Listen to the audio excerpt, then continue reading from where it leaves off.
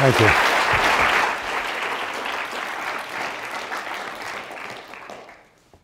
Thank you very much. So my goal today is to explore some ideas, acquaint you with some theories and their moral implications, and to pose some questions. I'm not promoting really my own ideas, although I'll throw some in. As they say on TV, the views expressed are not necessarily those of the management. Today's discussion will be concerned primarily with heterosexual love, although some of what I say will be relevant to homosexuality and celibacy. These are topics worthy of further dialogue. Love, sex, and genes. Three layers of perspective. Three aspects of a single reality. And they need to be considered together. We need to seek an integrated, comprehensive, consistent understanding of what they are and how they relate. Love, sex, and genes. A subject about which we are all experts, and yet none of us really understands. And while we like to think about sex, and social psychologists tell us that we think about it something like 7 times a second, although actually it turns out it's not, that's a bit of an exaggeration. We don't often think, though we like to think about sex, we don't often think about what sex is.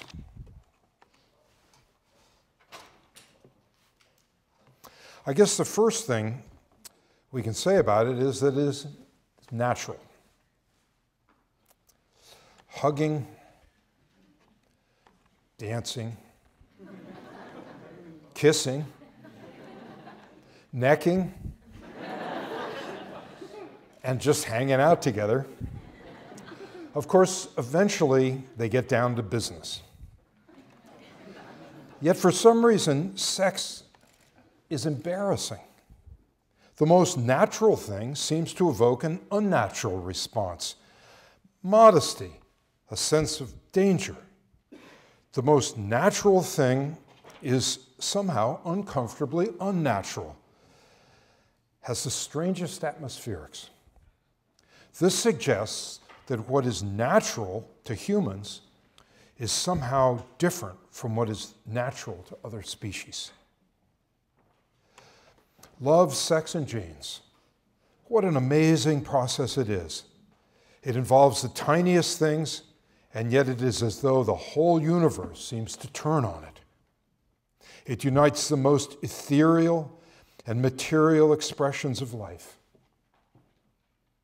It is at once about individuals and the species, and it's the crucial link in the larger unfolding of evolving life.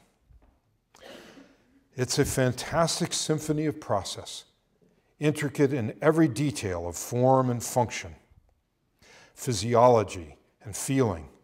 It involves the entire body and being, the convergence of the most compelling desires, the imperatives of immediacy, with life's largest destiny and purpose. Lovemaking is life-making, and the forces that have fashioned it so are the most primary impulses of biological being. In both morphology and mind, our sexuality has its antecedents in our animal origins. It is the supremely natural aspect of life, shaped by the forces of nature, the convergence of biological mechanism and personal meaning. The story of its origins in our most primary anatomy and physiology come deep within the womb, where our bodies are fashioned and our minds are formed for their varied roles. The primary embryonic germ cells of the egg that will become the child's own children are already present from the 8th week of embryonic life. Likewise, the sperm stem cells are set and sequestered.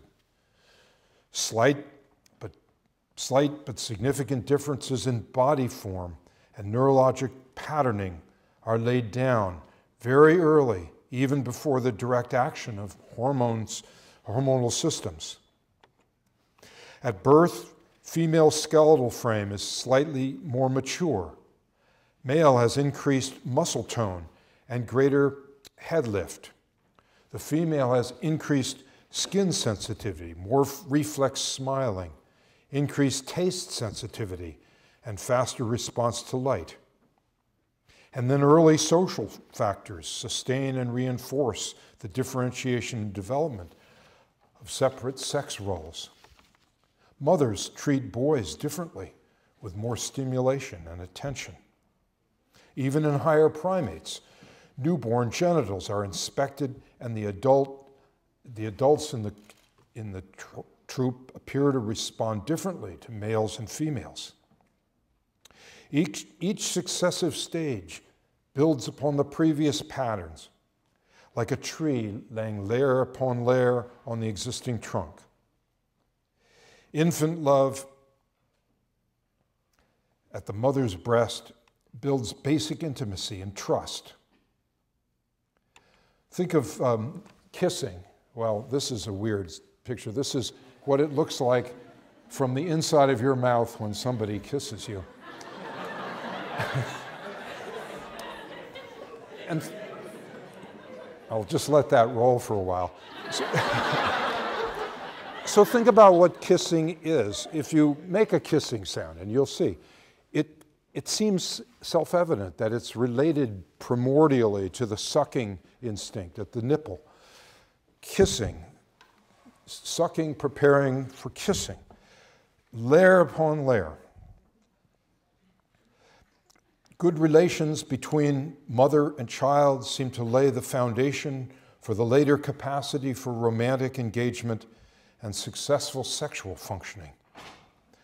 Touching by the mother, at least in studies in rats, if they can be applied to human, touching by the mother sets the estrogen and oxytocin receptors that will later make the female infant's own maternal care of her children warm and tender like her mother's, or in the absence, less warm and tender. Infant love becomes peer love, becomes mating love. Each stage prepares the individual for the ones that follow, laying the foundations for arousal, affection, and attachment. At adolescence, gonadal hormones, stirred by the primary cortical associative centers via the hypothalamus, via the pituitary, cause transformations of body and mind that prepare the attributes and attitudes for attraction and action.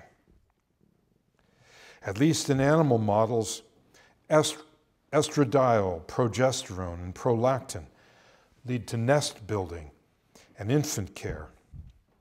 Testosterone administered to females will extinguish maternal behavior, and castration of male rats will improve their nurturing and caring of their pups. So it's amazingly chemical. And as the psychosocial context and fullness of physical functioning combine, there is an amazing convergence of culture and chemistry, a compelling imperative of mechanism and meaning. Physical form, finely tuned functioning, and perfect complementarity of the sexes. Sex hormones, pheromones, and cascading, coordinating chemical systems of endorphins, serotonin, and oxytocin. Mental constructions, a love map, a kind of search image built up of our composite of life's desires, a mental field guide to the ideal lover, complete with details of looks, scents, and temperament. Ideals of circumstances and narrative become our story, the story of our origins and our deepest sense of destiny. The most natural of life processes, the fantastic symphony of biological process and personal purpose, sensation and significance. Two separate persons bearing the complementary components, the separate reagents paired to initiate the most remarkable chemical reaction in the known universe. 90% of the world's population marry. Vincent van Gogh said how difficult it is to be single. Love has been variably described as soul completion, sacred insanity, romantic rescue, and ecstatic obsession. I want to live. I don't want to live. I want to love first and live incidentally, said Zelda Fitzgerald. And Linda Elrod said, if you're lucky enough to find it, you should do everything in your power to protect, nurture, and keep it strong, because that kind of real love may never come again. Fools rush in where wise men fear to go, but those who never fall in love have increased rates of depression, take more tranquilizers, and overspend their credit cards. And those who lose love suffer the greatest heartache of human life, love sickness, a kind of existential loneliness that makes one willing to abandon all worldly status. Witness the sorrowful case of Prince Charles, whose desperate longing to be with an earlier love destroyed his marriage to Princess Diana. Romantic love, once considered to be a product of European medieval culture, is now recognized as a universal instinct that had been suppressed, held in check by traditional custom. Africa, Asia, South Sea Islands. This primary passion seems to be a natural agency of evolutionary purpose. The current rise of romantic love within traditional cultures, once seen as the influence of popular songs and Hollywood movies, now seems more clearly to be a basic quality of human nature, released by the shifts of culture from the power and politics of prior social order. What was suppressed by cautionary cultural containment is now finding a more natural expression.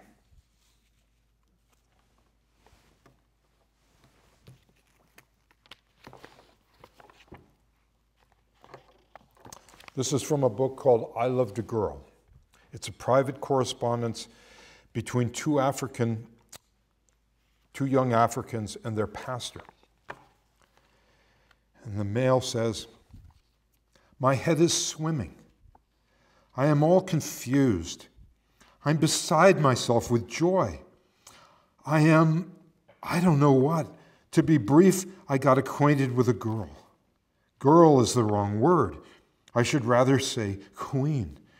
And what does it mean to get acquainted? I can only say this. For the first time in my life, I have seen in a girl a human being, a person. That such a meeting can change one so completely, it's impossible to believe. I don't know myself. I cannot possibly describe her to you. I cannot tell you how beautiful she is and why she is so perfect. Words seem pale, colorless, unworthy. Every expression is an understatement.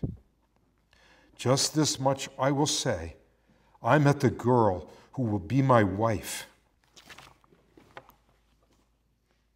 But for all the beauty of this natural impulse of joy is seen by those who study evolutionary psychology and its parent discipline, sociobiology, as a natural agency of another purpose.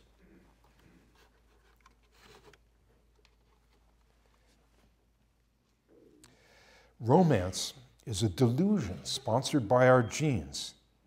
Its primary goal is to make us prolific, not lastingly happy.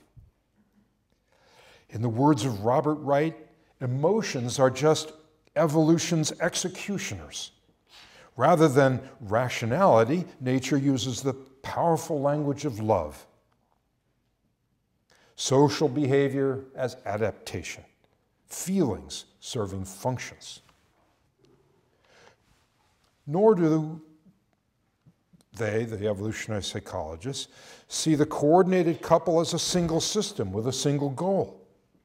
Rather, they are two individuals with somewhat different purposes that are sometimes in conflict. According to evolutionary psychology, it's an error to think of human intercourse as designed to run smoothly. There is no design, only blind action of natural selection sifting genes. Natural selection is an inanimate process, devoid of consciousness, yet a tireless refiner, an ingenious craftsman. Natural selection, Wright goes on to say, operates beyond consciousness, beyond evident purpose. Yet the dustbin of genetic history overflows with failed experiments. But what has survived is a refined balance of adaptation and adaptability. Just as humans have evolved specialized anatomical and physiological mechanisms to deal with the intricacies of sex, and they are really extraordinary. The more I know about biology, the more I'm just astonished by the complementarity anatomically and physiologically. But along with that, humans have evolved mind, customized mental mechanisms for coping with sex. Male and female are different psychologically as well as physically. There was a book out about, 20 years ago. Men are from Mars, women are from Venus. How many of you have heard of that anyway? Okay. Producing offspring is the definition, of course, of evolutionary success. Fertile offspring, of course. And Wright continues, no parts of human psychology are more clear candidates for evolutionary explanation than the states of mind that lead to sex: raw lust, dreamy infatuation, faithfulness, and unfaithfulness. But sex and fertilization do not sum up evolutionary success. The offspring must survive to pass on the genes. And this is no simple task. Human infants require the greatest amount of care and nurture of any animal on earth. Psychologist David Buss, along with 50 research collaborators in 33 countries, from Zambia to Canada, studied marital preference in males and females. They concluded that biological differences between males and females lead them to pursue radically different reproductive strategies. Females universally choose a mate with wealth, status, and loyalty, and only secondarily evidence of good genes. They choose a mate with the resources and commitment for what's called male parental investment, power, influence, industriousness, generosity, and trustworthiness. Males, on the other hand, seek young, pretty females in good health, evidence of good genes and fertility. And sociologists point to the nearly universal 4-year peak in the divorce rate across both agrarian and industrial societies, just long enough, according to this theory, for courtship, mating, conception, gestation, and lactation, with basic survival and self-sufficiency of the helpless infant and returned independence of the mother. Of course, one might equally explain it a different way, that by about the 4th year, you're at the trough of fatigue and frustration with crying babies. Be that as it may, there is this noted peak in divorce. Darwin observed, the female, with the rarest exception, is less eager than the male. Less eager, that is, for mating. She is coy and may often be seen endeavoring for a long time to escape from the male. This exertion of some choice on the part of the female seems almost as general a law as the eagerness of the male. He saw that female reticence left males competing with one another for scarce reproductive opportunities. And he thought that this explains why males have weapons, horns, antlers, and large canine teeth, and charms, peacock tails and bright colors. You know, in birds, the bright birds are the males, not the females, usually. Females, on the other hand, because their investment is large in time and substance, gestation, lactation, and child rearing, they have to be more cautious. It's hard for us in our prosperous technological age to appreciate the challenge of reproduction in a natural setting before medical technologies. Malnutrition, infection, and overwhelming fatigue are great danger to human females. In 19th century Ireland, 1 out of 18 childbirths led to a death of the mother. And in some primitive settings, even today, the death rate is 1 in 5 pregnancies. Even today, according to the World Health Organization, every day, on average, 800 women die from preventable causes related to pregnancy and childbirth, and 99% of those are in developing countries. In 2013, they estimate 289,000 women died during or following closely pregnancy and childbirth. Moreover, in a natural setting, single women abandoned by their mates face a daunting challenge to even survive with young infants. And even in our modern society, they suffer terrible poverty and adverse health if they are so abandoned. It makes sense that a woman be selective and size up an aspiring partner before letting him in on the investment, asking herself what he'll bring to the project. And this might be the first clue.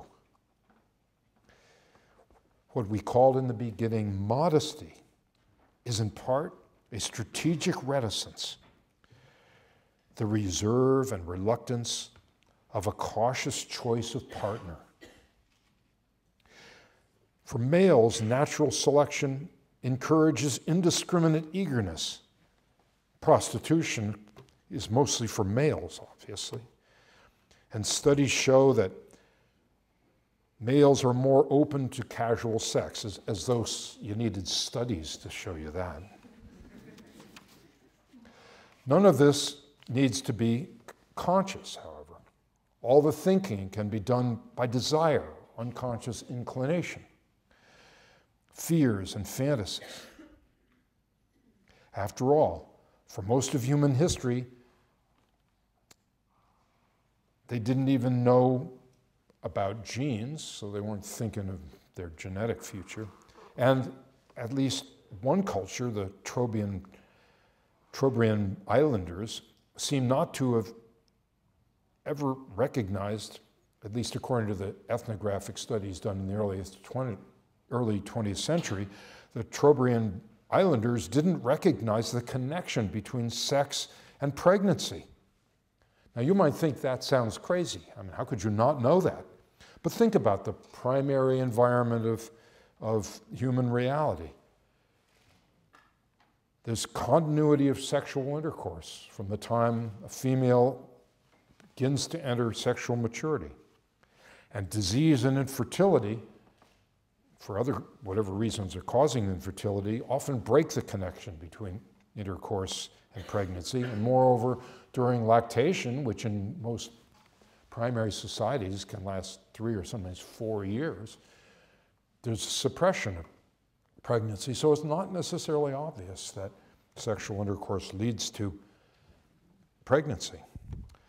The Yanomami, an isolated tribe in the Amazon jungle, that was my picture. Hold it, we'll go back to that. The Yanomami in the Amazon jungle,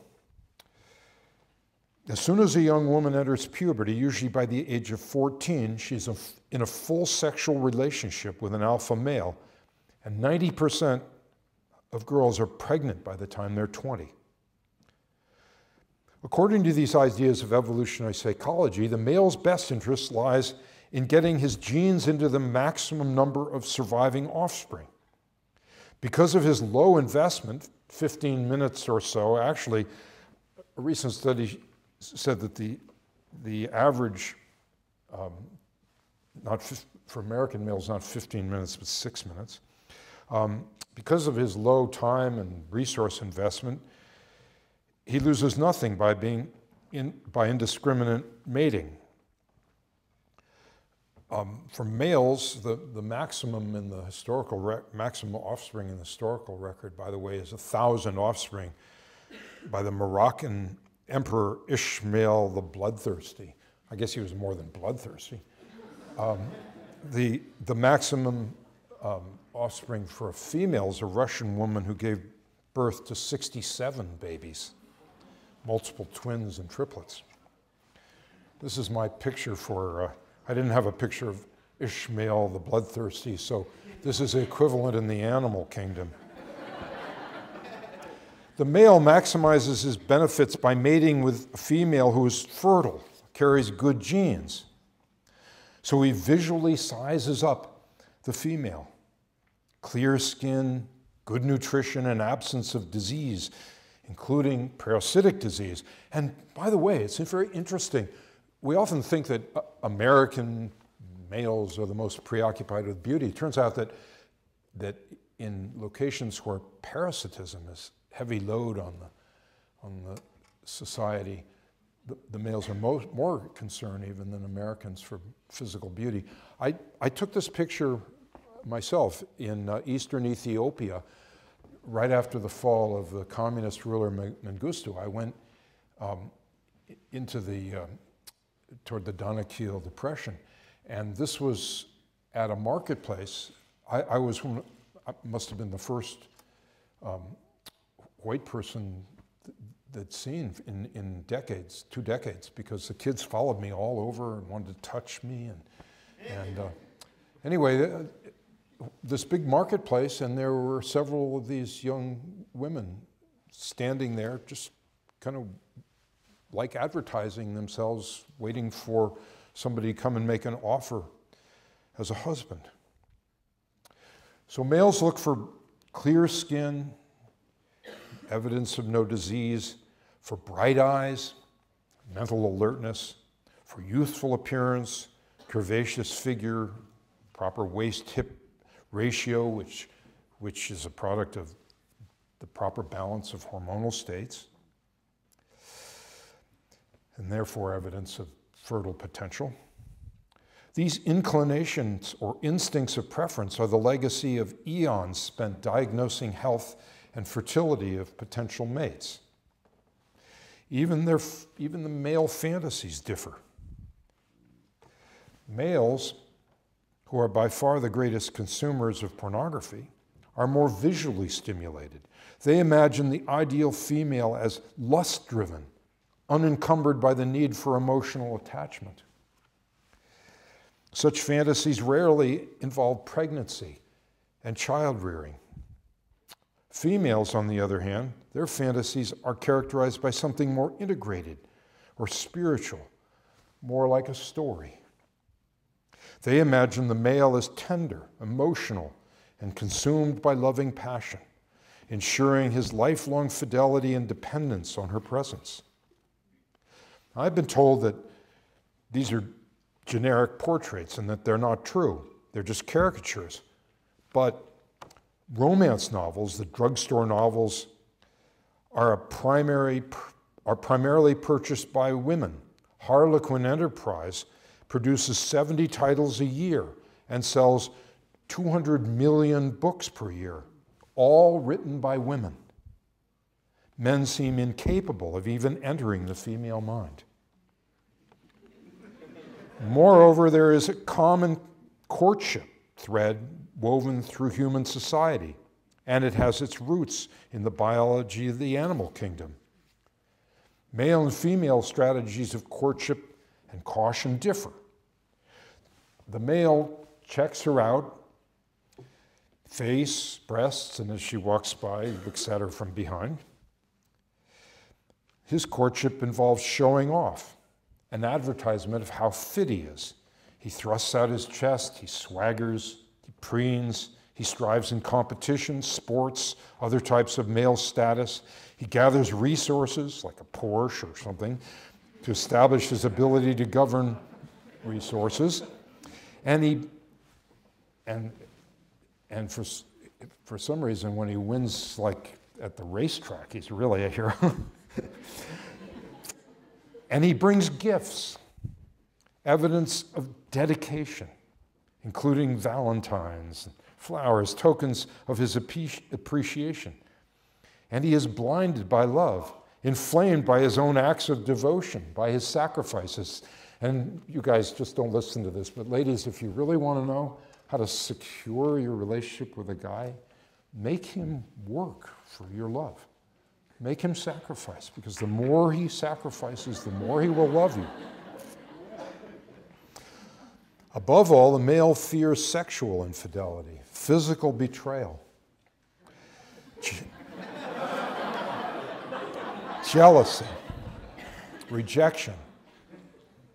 And poor old O.J. Simpson, if we have any sympathy left for him, we might recognize that his alleged violence, is it alleged? I think it seems pretty obvious. His violence is not uncommon in the history of human love.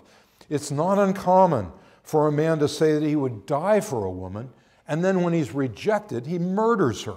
It happens all the time. Courtship for the female, on the other hand, and the female generally starts the encounter. Her approach to courtship involves ornamentation, embellishment, beautification, visual signaling. And studies have shown that women dress differently, more provocatively at the time of ovulation, the peak of their fertility. Around the world, women use the same facial signals to let men know they are interested. They smile, flash their eyebrows, and they widen their eyes. Then they lower their eyelids, drop their head, and look away. Their fears are emotional rejection, loss of commitment, desertion. That little sign says, "Don't lie to me." Both sexes feel the compelling power of the atmospherics of courtship, but neither quite understands the other. Women remain somewhat mystified by male fascination with their breasts. After all, they're just everyday bodily realities. But to the human male, breasts are a sign and signal of female sexual maturity. Biologically, it's not necessary for breasts to be visually evident as they are in the human species. You know, dogs and cats don't have breasts hanging down until they have infants to feed. In the human species, breasts are ornamentations, aspects of sexual display. And these are other primates, and you can see that by far, the human primate has the largest average breast size. Several years ago, I was riding in Southwest Airlines, and I was sitting next to some guy coming up from Phoenix, and I was reading a book on genetic engineering, and he said, "So what do you do?" And so we got talking about that. He had tattoos all over his arms, and he was a nice guy. And so finally I said, "Well, what do you do?" And he said, "Well, I run a script place." And he started telling me about it. He said, "It's just amazing. The guys come in and they just sit there trying to transfigure, just fixated on the women's breasts." And I said, "Well, that's not so surprising. They're signals. They're powerful, evocative signals of desire. They indicate fertility. And after all, we are mammals." And he said, "Wow, I never thought of that."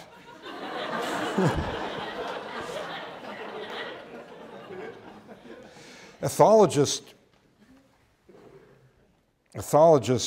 Lauren Isley suggests that the darker pigmentation of the human nipple and the surrounding areola around the nipple is an abbreviated carryover signal from the red sexual swelling of the primate rump that excites the male.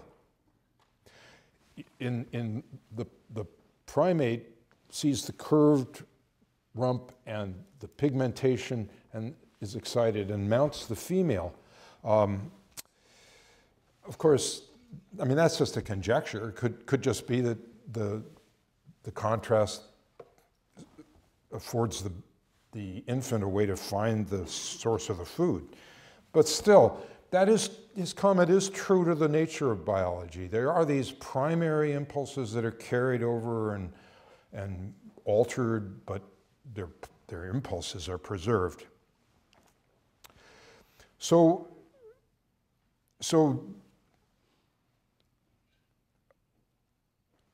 women are mystified by men's fascination with their breasts, but likewise men are more than a little mystified by why a woman should be so touched by a bundle of red flowers. Men expect a visually based erotic response from women, something like their own. And they are sometimes insensitive in their uninhibited display of their nakedness, unable to understand that women are, for the most part, not especially concerned or impressed by the relative size of their sex organs. But still, each seems to know how to trigger and exploit the other. And here's the parallel to the breast situation. This is, I guess my loudspeakers, and I'll stay here. This is the relative size of the penis in primates, and you can see that the male human is by far the largest.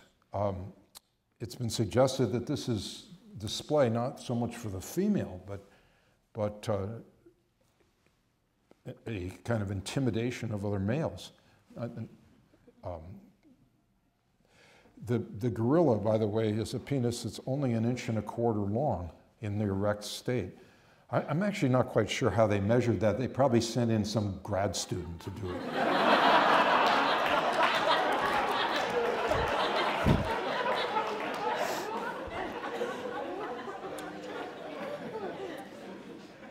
So, different impulses, but somehow they know how to trigger and exploit the other. This is an amazing phenomenon of penile enlargement. I mean, it's amazing how common this is. I keep getting these advertisements. I'm not quite sure why. Does somebody tell them something? But anyway, it's really a strange phenomenon. Female chimps give sexual favors in exchange for gifts of food from males. And male chimps are more likely to give meat to a female when she exhibits the genital swelling that signifies ovulation. And some sociobiologists have suggested that nature has exploited this opportunity. In most species, during the peak of fertility, there's evident display. But in humans, the more or less continuous receptivity of the human female combined with cryptic ovulation allows no clear indication of exactly when the female is fertile. This allows a way to expand the period during which the female can extract resources from the male.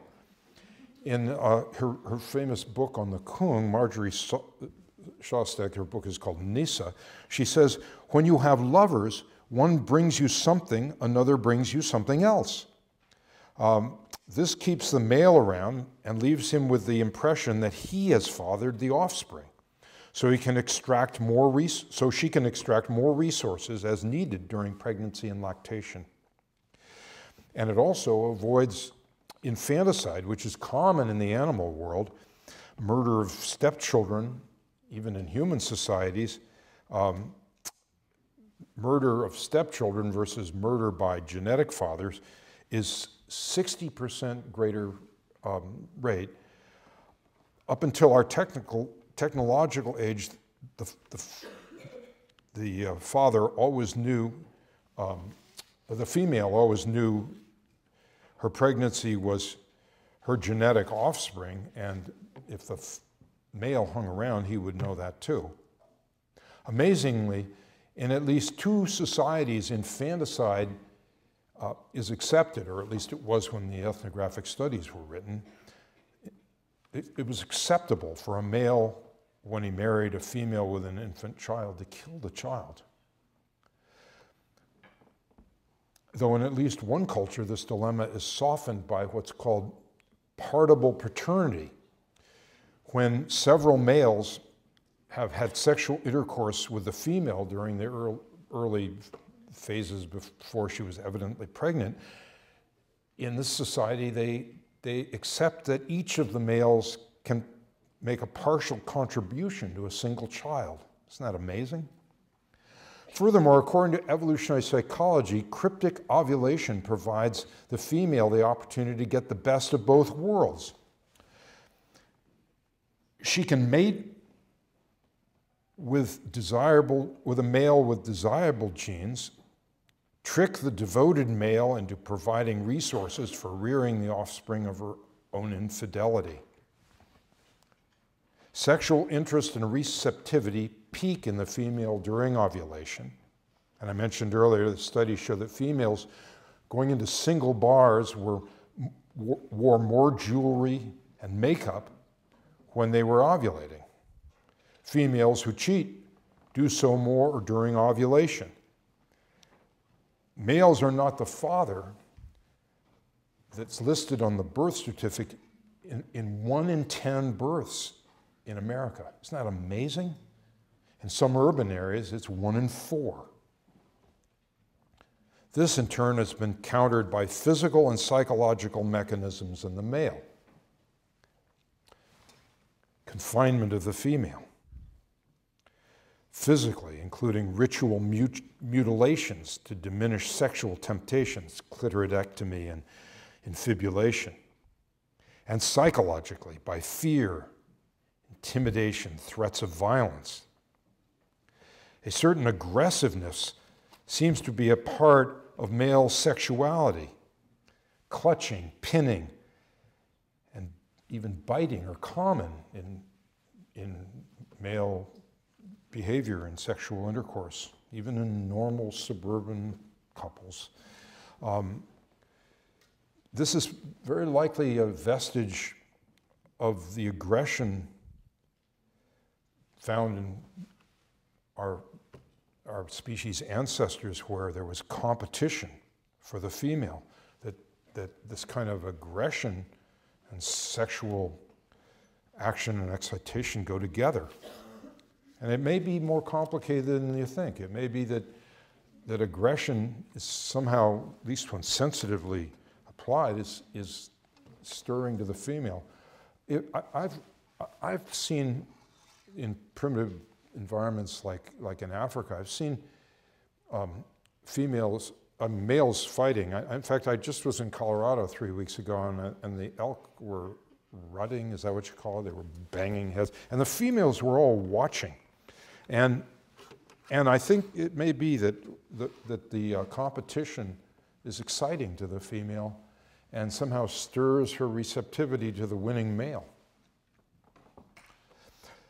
But in any case, the male has these counter processes to the female's cryptic ovulation.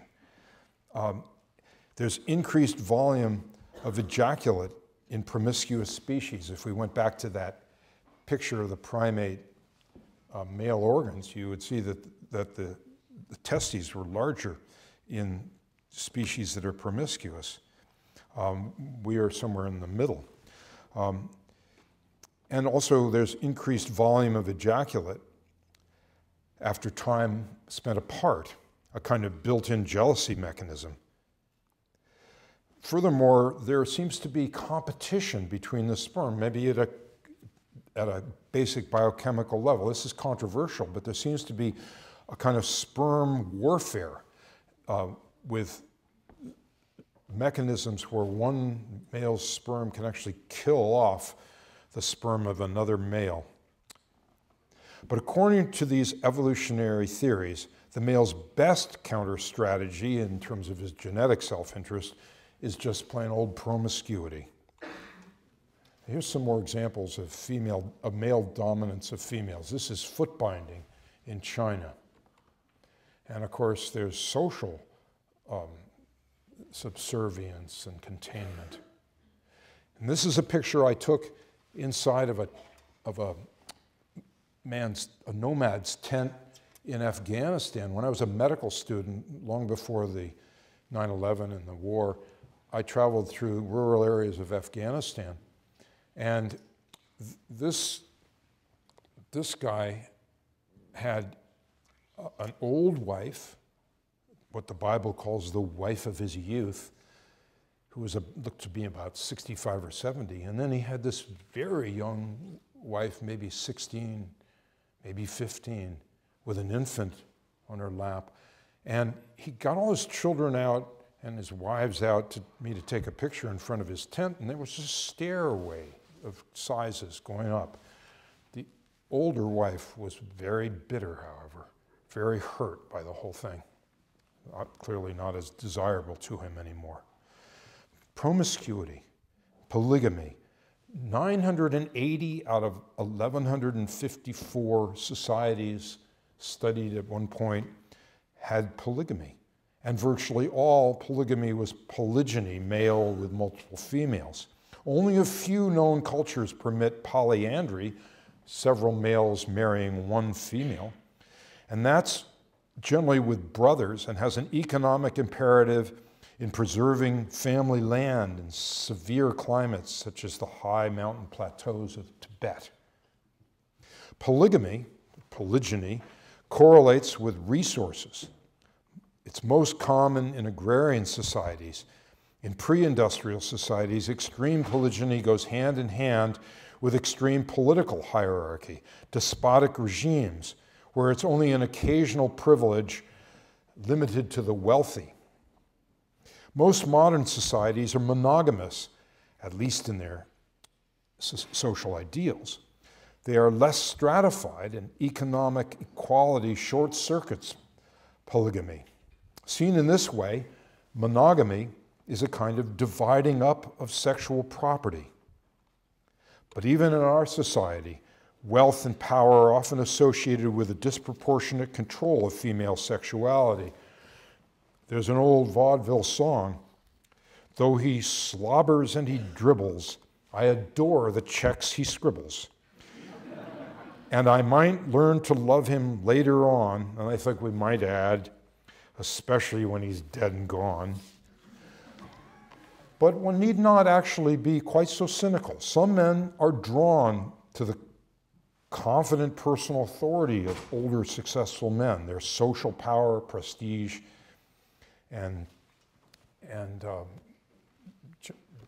general power in the society. In the US, though polygamy is technically illegal, we have serial monogamy, a kind of discrete polygyny. Here's J. Paul Getty. He was married and divorced 5 times. Here he is at 83, shown with his girlfriend. He says, "A lasting relationship with a woman is only possible if you are a business failure." Whoa.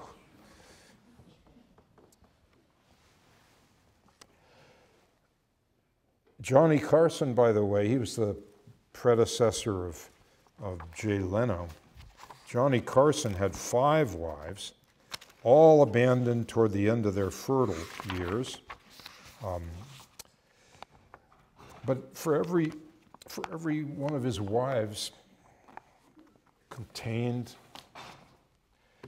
during those years, someone wanted a wife. There's a natural, approximately 1-to-1 birth rate of males and females. So there was, for every wife he used up, there was a disenfranchised beta male. Listen to the words of our young African man. "What do you say now? You didn't think of this big obstacle, did you? All the pretty things, he's writing to his pastor, all the pretty things you said about the love of the heart and the soul, a lot of good they'll do me now, won't they? Of course, no one can stop us from loving each other. Within the clan system, to get married simply because we are in love is incredible and cannot be tolerated. Under this system, the girl is never the wife of her husband, but the wife of the bride price. $400. For me, this is altogether out of the question, an impossible amount. You have made me dream, but reality is cruel and destroys that dream. I've ceased to hope. Ugh.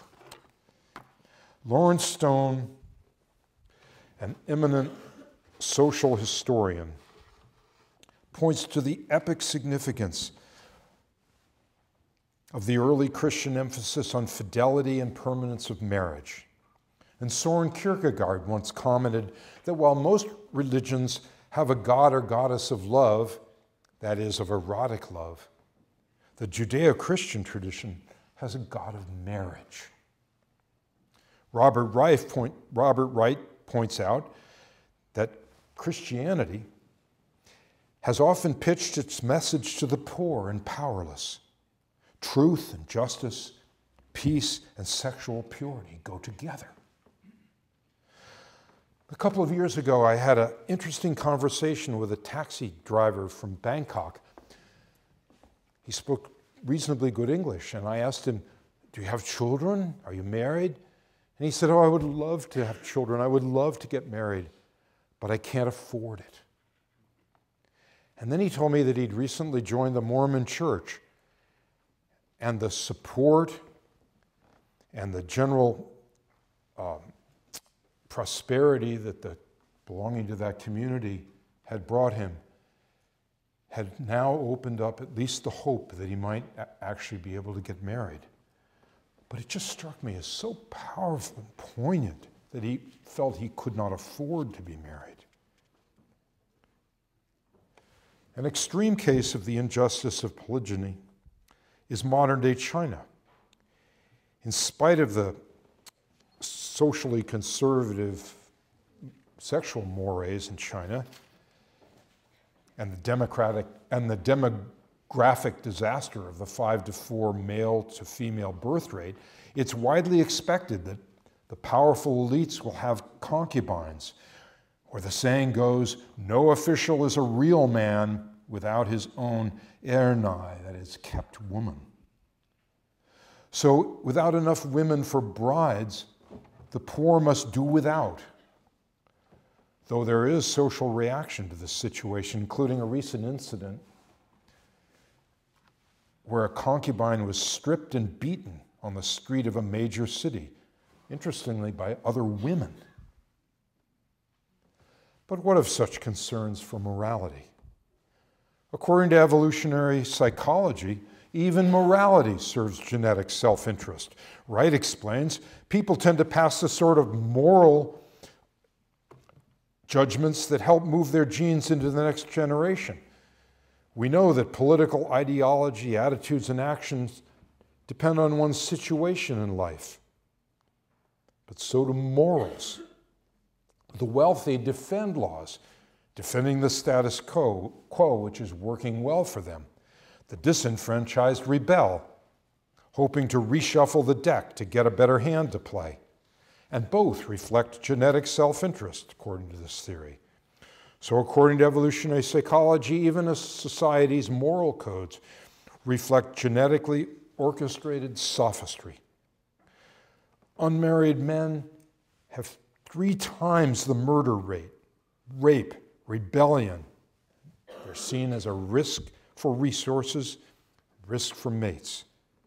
Some trace the origins of war to struggles for control of women.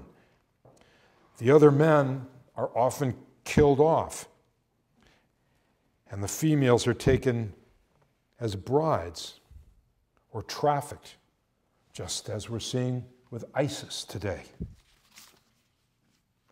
But to preserve their privilege, Alpha males must suppress beta males. Few things are more anxiety-producing for an elite governing class than gobs of sex-starved, childless males. China's 5-to-4 birth ratio sets up prostitution, sexually transmitted disease, social rebellion, and perhaps ultimately territorial aggression.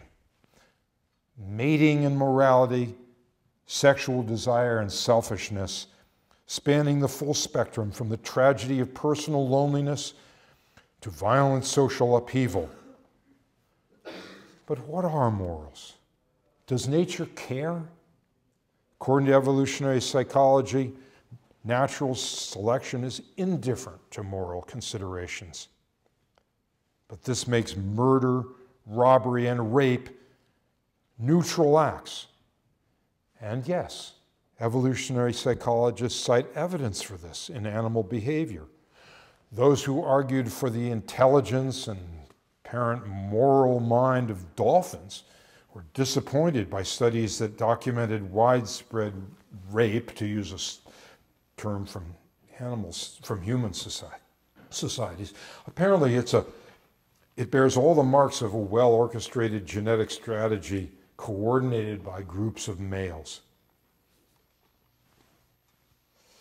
And regarding humans, a huge controversy erupted a few years back when two well-respected evolutionary biologists published their book, A Natural History of Rape. They claimed that rape has evolved as a natural adaptive strategy to increase the reproductive success of men who would otherwise have little access to females. And this fact should be, they say, this fact should be incorporated into our public policy.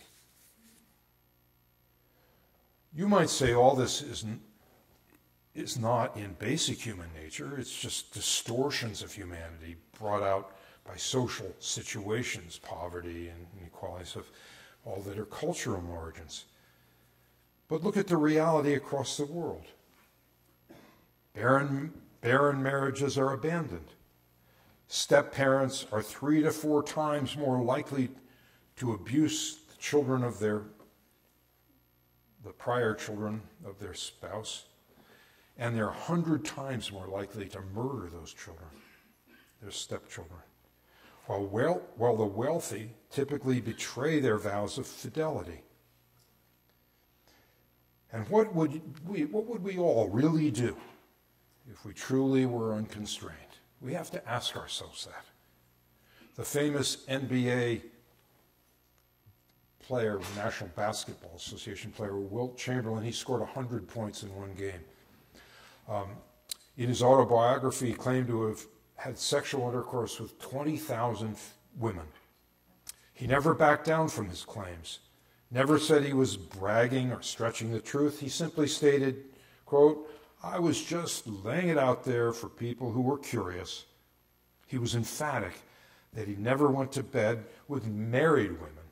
He said, quote, "I was just doing what was natural, chasing good-looking ladies wherever they were, whoever they were." And look at the lives of other powerful people. JFK, Martin Luther King, and a host of movie stars and rock stars. And now in a kind of democratic proletarianization of sexual license, these practices of the celebrity aristocracy are gaining acceptance in the fantasies and practice of the wider American public. A recent study found that 50% of men fantasized about participating in group sex. And among the young, there is a very evident acceptance of threesomes. It's just a new kind of friendship. I had an amazing experience a few years ago. I invited Joan Roughgarden to speak to my class. She was a Stanford professor and evolutionary biologist. It was gender reassigned from male to female, and she was making a strong defense of a range of things, including homosexual relationships and marriage, and she's a practicing Christian. Her father was an Episcopal minister, and she's actually a very strong advocate in defense of Christianity. I was a guest at the participant in the famous conference called Beyond Belief, where all the new atheists gathered to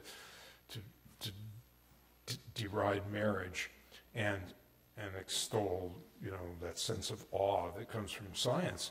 And Joan Roughgarden stood up bravely in opposition to this. Anyway, so we were in my class, a small seminar class, and she's going on about this, and finally one of the conservative Catholic students in the class said, "Well, Dr. Roughgarden, what do you make of St. Paul's comments about homosexuality in the letter to the Romans?" And she said, "Oh, he was talking, he was not talking about faithful relationships between homosexuals. He was talking about orgies." Everybody was stunned. And there was silence for about 30 seconds. And then some girl in the back, who was kind of always contrarian, a little radical, called out, "What's wrong with orgies?" So those are changing attitudes. It's really amazing, actually. Another recent controversial book called Sex at Dawn by Christopher Ryan and Khalida Jetha, two self-described shame exorcists, is a sustained attack on our society's norm of monogamy. It surveys the anthropological record as well as the behavior of our closest primate cousins, chimps and bonobos, and makes the case that humans actually evolved to be promiscuous. They attribute our modern sexual malaise to the mismatch between our Paleolithic libidos and what they call the monogamous straitjacket into which we have forced ourselves. So, what is all this? What should we make of it? Should we just give over and let nature play itself out in our lives? Oh, but look at the consequences. Fatherless children, embittered, abandoned mothers,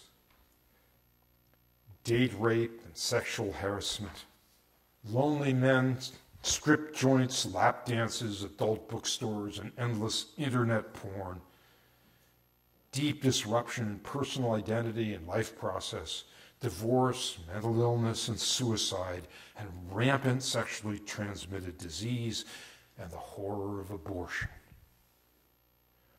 What are we to make of all this? This view of nature through the theories of evolutionary psychology. Are these interpretations of human behavior true? Is unfettered self-assertion and genetic success the only force driving life forward? Is the most successful man the sheikh with 1,000 children? Or the infertility doctor who surreptitiously inseminated 75 women with his own sperm? That was clever, huh? It all seems so cruel, so cold, so natural in a certain sense, and yet so unlike the exuberant and exalted vitality of life. So natural and yet so unnatural. It is true that evolutionary psychology is controversial. It's largely based on extrapolations from animal studies, and in some aspects it has not completely stood up to scrutiny. For example, among chimps, alpha males who are kind, tender, coalition builders actually have higher success rate than the aggressive ones. But for the most part, the supporting empirical evidence in animal studies is strong, and evolutionary psychology is concordant with much of what we know about human behavior from broader studies in psychology and sociology. We are, after all, natural creatures, framed and constrained by the same forces that have shaped all of the history of life. This is a guy who's a newscaster. And at a conference, he said he was insisting that it's a natural animal element of sustaining life for men to think of all women as potential sexual partners. He said being a man was all about women. He basically said every time he meets a woman, he thinks about sex with her. So, but then it makes some sense, this stuff at some level. But I think evolutionary psychology stops short. And I think it stops short even in its own principles. It doesn't ask its questions at a deep enough level. It seems to leave out certain crucial dimensions of biological reality and the distinctive character of human nature. Listen to the words of Gandhi. If we begin to believe that indulgence in animal passions is necessary, harmless, and sinless, we shall want to give rein to it and shall be powerless to resist it. Whereas if we educate ourselves to believe that such indulgence is harmful, sinful, unnecessary, and can be controlled, we shall discover that self-restraint is perfectly possible. Most specifically, what does evolutionary psychology leave out of the equation?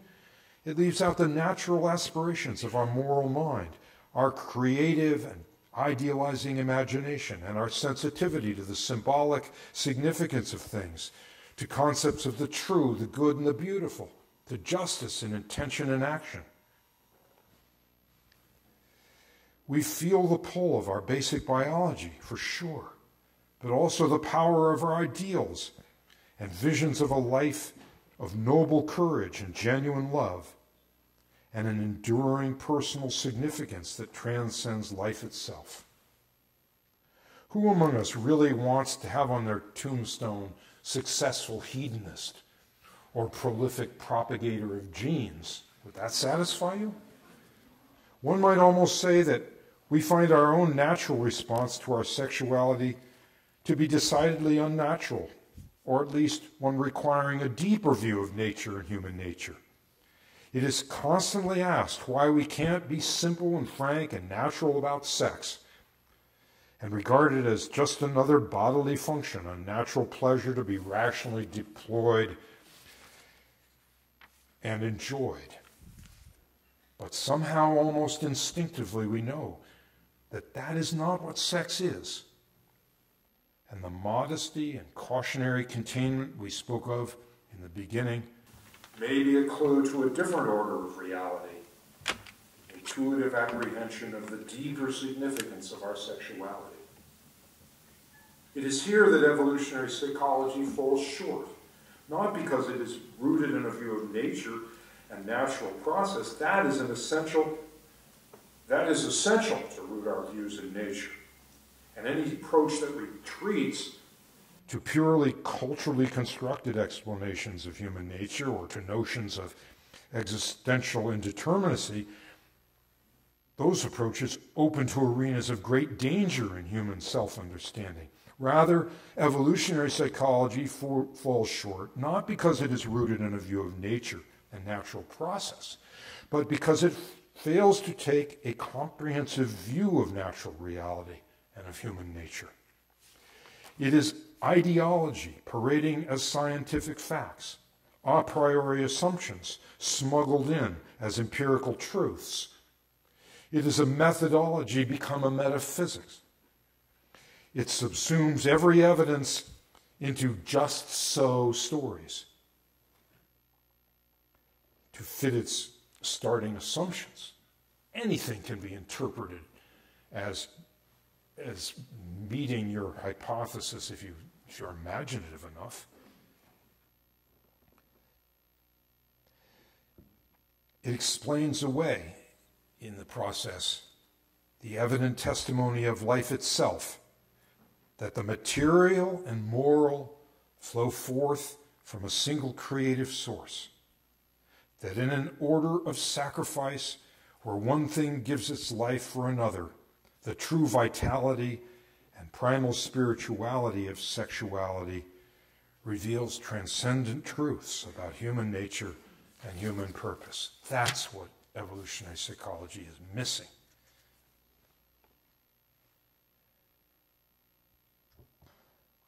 Uprooted from this frame of traditional wisdom, the 60s sexual revolution brought a note of naive, optimistic imagination into our popular culture concerning nature, one that has echoed ever since. It was a mantra of indulgence. Go with the flow, we said in California. I was there. I watched all this happen. Go with the flow. There was another repulsive saying, if you've got an itch, scratch it. This has got to be the worst little philosophical maxims ever invented. Go with the flow. Locate your true self through your desires and drives. All we had to do was turn back to the natural impulse. Obedience to our sexual passions as if they were the voice of the noble savage. A voice that could return us to some state of primitive bliss, which, of course, in fact, never existed. Woodstock, we felt that if we just took off our clothes, we would be back in the Garden of Eden. In fact, the sexual revolution really was a product of the revolution in biotechnology, a technological disruption of the basic biological realities that frame and constrain human life ever since its ancient origins. Antibiotics. We thought we had triumphed once and for all over the forces of disease. And the pill. I was at Stanford when the pill was introduced. In fact, my colleague in the program in human biology, Carl Gerasi, invented the pill. I had many good conversations with him.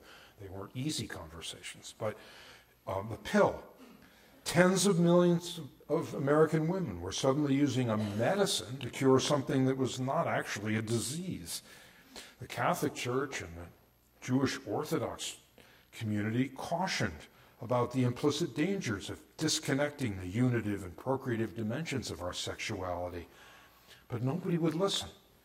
However, in an earlier era, Charles Darwin worried that contraceptive technology would, and this is a quote, spread to unmarried women and would destroy chastity, on which the family bond depends.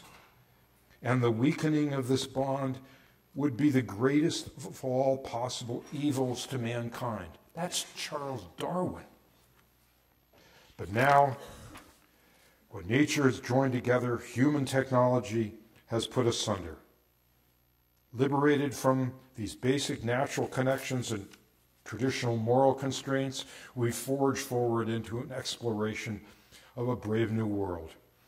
I was a college student when the pill was introduced, and really, college community treated as though heaven had fallen on earth.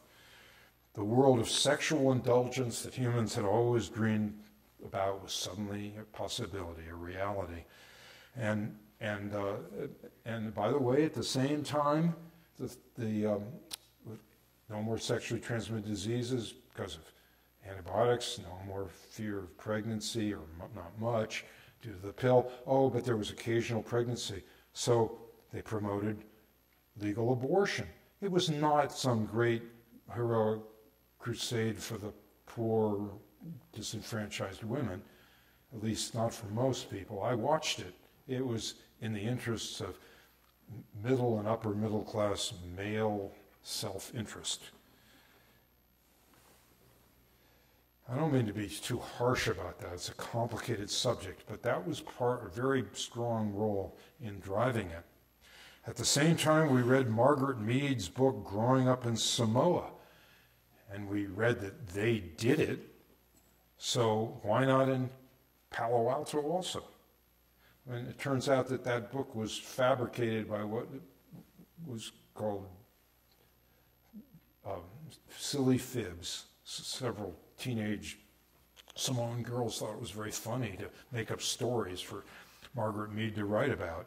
There's some controversy over that, but that seems to be the case. In any case, we thought, well, primitive societies indulge in all sorts of adolescent uninhibited sexuality. Why not us? But we ignored another aspect of traditional societies. ordeal, the wisdom of the rites of passage into adulthood, almost universally found in all cultures till the modern world. Overcoming the infantile impulses of fear and desire, triumphing over pain to enter an adult world of courage, self-constraint, and self-sacrifice. The Nuer, for example, the boys, when they just enter puberty, lay down a little mound of sand under their heads, and the elders carve 4, 5, or 6 deep gouges from one ear to the other across their forehead. I have a movie of this. It's amazing to watch it. These little boys, 12 or 13 years old, don't flinch, don't cry. They put up with it. And blood pours out, and they get the marks of gar, the marks of manhood, without which they cannot marry and cannot go to war. They are adults. They've overcome their fears. Interestingly, there's the marks of gar on his forehead. I read just yesterday something very interesting. The people I mentioned that didn't associate sex with pregnancy, the Trobrand, they actually have a courtship practice where the women scratch the boys, the young women scratch the adolescent boys very hard, drawing blood. And if they're cowardly and they cry out, they're not suitable for sexual intercourse. So, rites of passage. We failed in our 60s quest to acknowledge that in biology, pleasure and purpose go together, that desires provide directions that motivate and empower purposeful action and meaningful connections, including toward goals that we did not necessarily choose or even understand. Now in our technological era, desires have become increasingly ends in themselves, an imperative of indulgence with all the danger and disproportion that implies. Desires unbridled from larger frame become tyrannies. Seeking satisfaction of our physical desires, we are thrown back against basic biological realities, but now without the protective caution of our culture's spiritual wisdom. 2 incidents over the last year played out in our popular culture stand as markers of our troubled culture. Reacting to the vulgar and self-degrading displays of Miley Cyrus, her so-called twerking, the Irish pop singer Sinead O'Connor wrote in an open letter to Miley Cyrus, "This is a dangerous world. We don't encourage our daughters to walk around naked in it because it makes them prey for animals and less than animals, a distressing majority of whom work in the music industry and its associated media." She goes on, "The message you keep sending is that it is somehow cool to be prostituted. It's so not cool, Miley. It's dangerous." Then, in reaction to Miley Cyrus's rejection of Sinead O'Connor's advice and Miley's mockery of Sinead O'Connor's own struggles with fame and her history of mental illness, O'Connor writes back, "Have you any idea how stupid and dangerous it is to mock people for suffering illness? You will yourself one day suffer illness. That is without doubt. You will suffer such illness. That is without doubt. The course you have set yourself upon can only end in that. Trust me," she says. Mental illness, a setup. That, by the way, is a portrait of Miley Cyrus in toothpaste. Thought you'd like that. And the other incident, The Bachelor. "I love effing you, but I hardly know you." What could be more characteristic of our current culture? Who would imagine sexuality would become so profoundly displaced from its natural purpose in empowering personal process of courtship and the ascent to the bond of marriage? What the Bachelor's about. They're thrown together with a group of available females, and the Bachelor's supposed to play around for a few weeks, I guess. I've never watched it, so somebody could correct me here, but basically I think the idea is that he explores the field, chooses a bride, and the culmination of it is a proposal, and I guess they televise their wedding.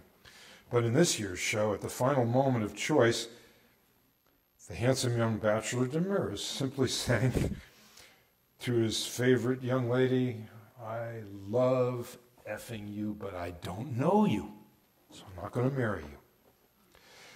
A recent article describes a new app for hooking up. It's named Pure, of all things.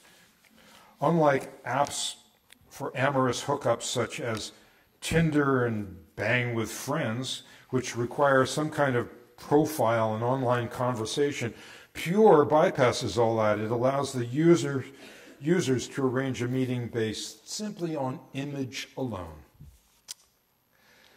Jennifer Bryson warns, violence does not happen in a vacuum. Sexual assault does not come into our university campuses out of nowhere. One of several sources which fuels the injustice of sexual assault is a culture that reduces sex to entertainment, and in so doing reduces women to objects of sexual lust. Sexual intimacy has natural ends, natural connections. If we reduce the woman and the sexual act to objects and to lust, disconnect it, fragment it, we lose this. But other dangers are both more insidious and more subtle, and their toll is more directly on the lives of women than men, though of course both ultimately suffer the loss of life and love.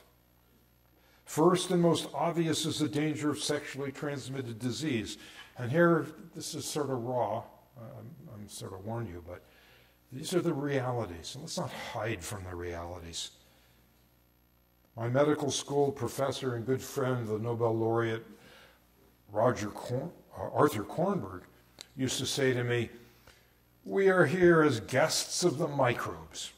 And earlier, Louis Pasteur was right when he said, "It is the microbes who will have the last word." Sex is made for the transmission of life. The whole process allows the living gametes to join in the process. So it's made to transmit life, which makes a suitable environment for the transfer of pathological life forms as well.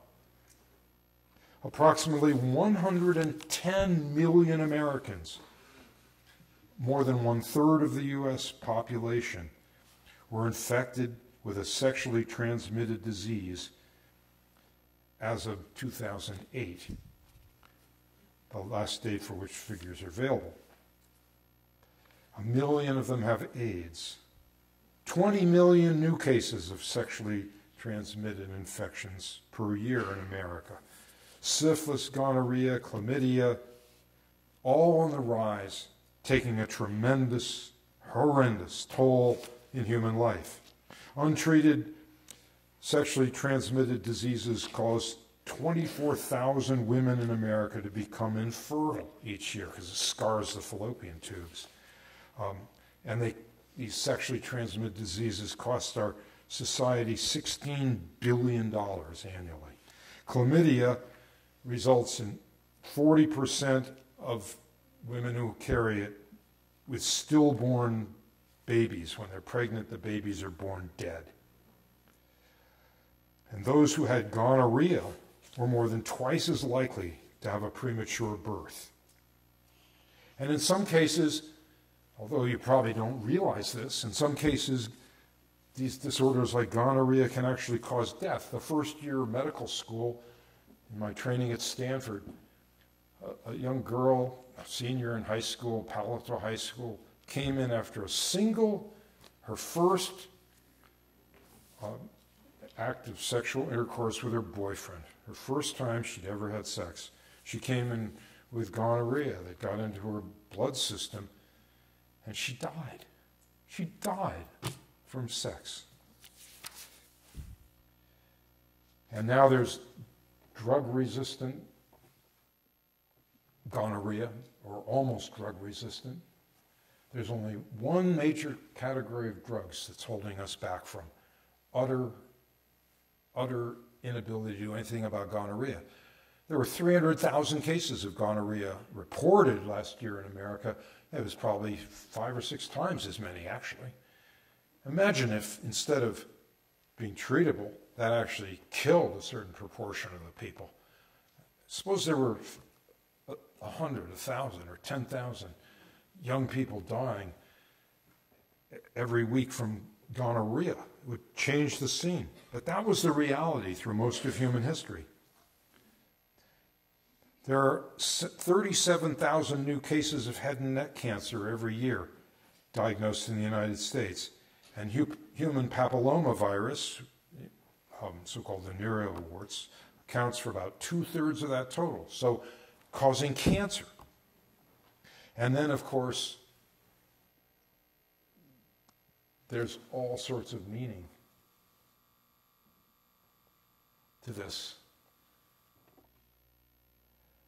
The AIDS epidemic. I was in South Africa. I gave some talks in Cape Town. I went up to KwaZulu-Natal, and every hut had at least one person lying on a straw mat with fungus between their toes, hollow eyes. It was heartbreaking. The rural hospitals were full of row upon row of young women, less than 30, many with babies at their breast, emaciated, slowly dying of AIDS. AIDS traveled profusely along the truck routes with prostitutes in India. And of course, not just AIDS, but syphilis. This is primary syphilis. I'm almost done. Yeah. Syphilis, generation after generation, has had to struggle with this. And you probably don't have a very good sense of what syphilis actually does before the technological age. And this too could escape our antibiotics, although it isn't showing signs of that now. This is secondary syphilis. Babies with mothers born with syphilis have malformations throughout their body, in their teeth and their hearts. And this is a surface form of syphilis. I'll get rid of that. But it's called yaws, but it's sexually transmitted. And think about it for a moment. Any disease that's contagious, what are the ways that contagious diseases are transmitted? Breath, tuberculosis, body fluids, saliva, semen, this close proximity to feces. All the ways that you can get any disease are heightened by sexual contact. We're a setup for pandemic. Our modern world, with its sexual practices, lack of caution, and its rapid communication, dissemination, is a setup for pandemics. And we're just lucky that Ebola is not more contagious than it is. It's a pretty horrifying disease. And you might be interested to know that Ebola virus has been found in sperm 101 days is the longest, 101 days after the initiation of the infection, which means that long after the person seems to be cured, they're just producing Ebola virus in their semen. So far, there's no evidence that it's caught that way, but who knows? Could be, or it could change and even become that way. So terrible toll. And then, of course, what other tolls? Poverty, teenage pregnancy, poverty, and far more subtly, the pervasive social process that disrupts life's schedule and reflection in connections and consequences. The immediacy of desire versus nature's larger plan and purpose. Motherhood deferred. I just want to take some time to read you this, even if we go over a little, because this is so powerful. Listen to this. This poor woman. This is a book by Ann Taylor Fleming. She's a NPR journalist, and she was married, and then she got divorced in her mid-30s, and then she said that one day she was making love with her husband, and he looked down on her. He said, "Let's have a baby," and she said it was. It occurred to her. She was 36, I think. She said, a baby. Her contraception becomes so much part of her body that she hadn't even thought about it. And then she tried, through repeated cycles, to have a baby by in vitro fertilization. She writes, "I am now one of them, the sisterhood of the infertile. There is a low decibel clatter, and on a wall-mounted TV, one of the morning news shows is babbling in the background. Though in our nervousness, most of us aren't really listening. At age 38, I have entered the high-tech world of post-sexual procreation, where things are done in dishes and through catheters, not in bed. I still can't quite believe I am here. I am giddy, hopeful, lonesome, a babyless baby boomer, now completely consumed by the longing for a baby, a feeling akin to heartbreak when you can't breathe, but for the sensation of loss. My pulse is racing. I am about to have some kind of sexual encounter, but of this weird new kind, not with a person, but with a syringe of sperm." You know, I talked with the lab director of the largest infertility clinic in the world, the New York Infertility Clinic. He told me that 30% of their patients are women who are childless, have no child, long for a child, but early in their lives had abortions. 30% of them, and only about a third of them will go on to have a baby. And Ann Taylor Fleming goes on to speak of the unused magic of her body. And it's so powerful. You ought to read this book, Motherhood Deferred. She says, "Who would have thought it? Who would have anticipated this remembrance of maternity after our determined and protracted journey away from it? Our adamant sexual and professional ambitions. I am amused by it, driven by it, enthralled to the tactile hunger that makes my fingers tingle around babies, eager to stroke their soft flesh. My breasts yearn toward their newborn mouths, longing to give sustenance, hungry for their hunger. I will persist in this pregnancy quest, that I know for sure." But she ends, fecund, suckle, those hard, sensual words. I want them. I want to be them, to do them, to feel them. I want to crawl back into my female sex. I want to start over. I want to unwind the reel.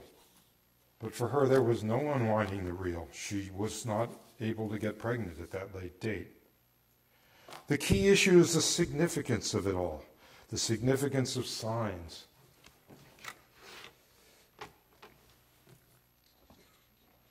What is it?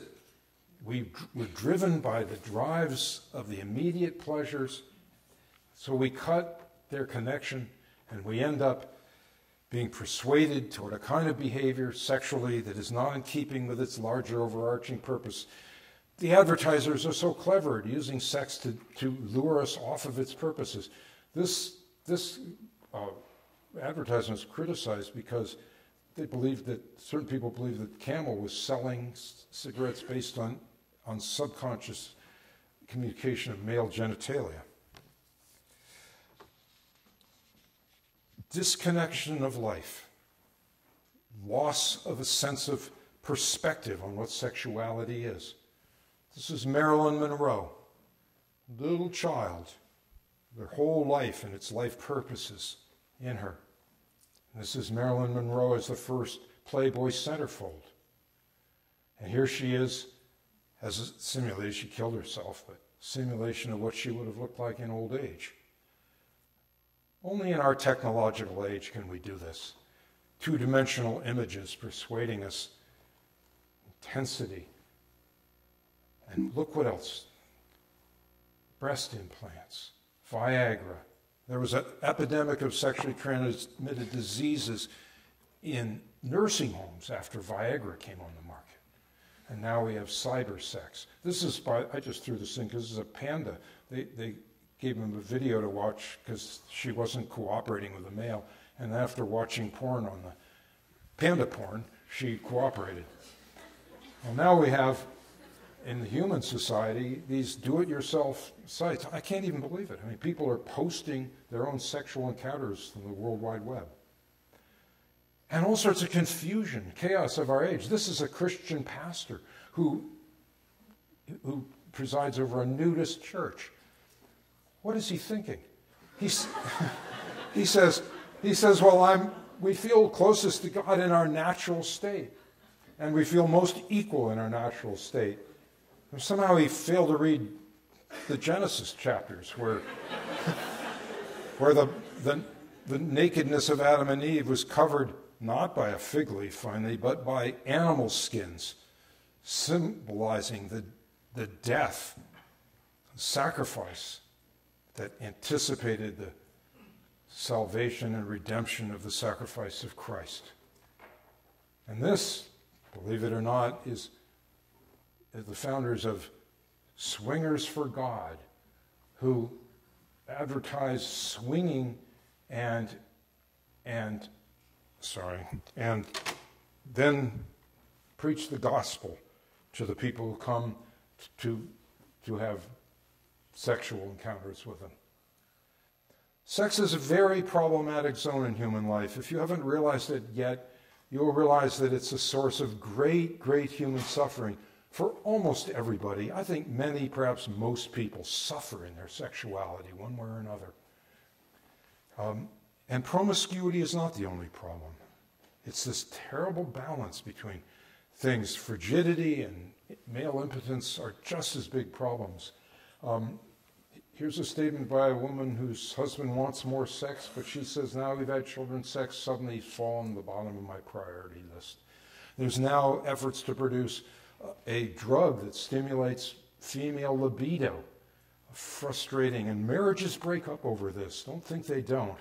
There's the male equivalent, of course, low T, and look how clever the advertisement they're showing his pretty ugly hair and making him feel bad about himself.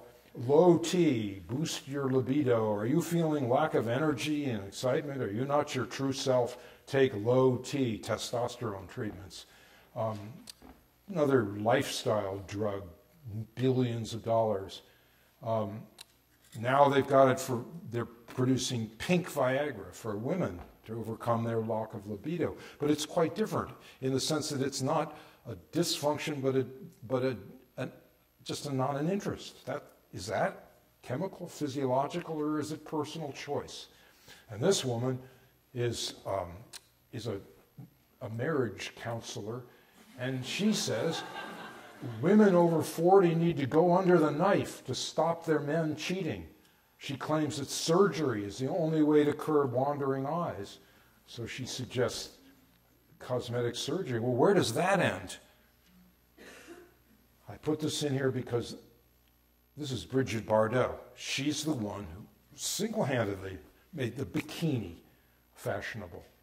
And I saw this article the other day at her 80th birthday, and I thought, wow, Bridget Bardot, she didn't get all sorts of cosmetic surgery. She was really stunning as a young woman. And she just captured the hearts of many, many men.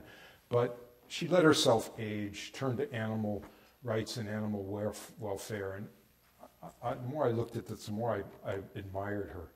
But look where it's going.